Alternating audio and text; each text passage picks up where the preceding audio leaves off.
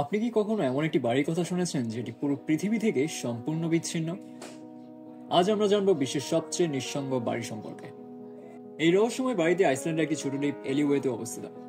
চারপাশে শুধুই সমুদ্র আর পাহাড়। এখানে নেই কোনো প্রতিবেশী, নেই কোনো শহর বা দোকান। এই দ্বীপে একসময় কয়েকটি পরিবার বাস করত। তারা মূলত মাছ ধরতো এবং শিকার করত। তবে 1930-এর দশকের পর সকলেই এই দ্বীপটি ছেড়ে চলে যান। এই বাড়িটি 1950 সালে তৈরি করা হয়েছিল। এটি এলিওয়ে হান্টিং অ্যাসোসিয়েশনের সদস্যদের জন্য নির্মিত, যারা এখানে মূলত পাফিন পাখি শিকার করতে আসতেন। তবে অনেকেই ভুল করে মনে করেন যে এটি একটি ব্যক্তিগত বাড়ি। অনেকেই বিশ্বাস করেন যে এখানে একটি বিখ্যাত গায়িকা বা ধনী ব্যক্তি থাকেন। তবে আসলে এটি শুধুমাত্র শিকারীদের জন্য একটি লজ। একটা সময় অনেকের মধ্যে একটা ধারণা জন্মেছিল যে এখানে হয়তো বা কোনো ধর্মীয় কাল্টও বাস করে থাকতে পারে।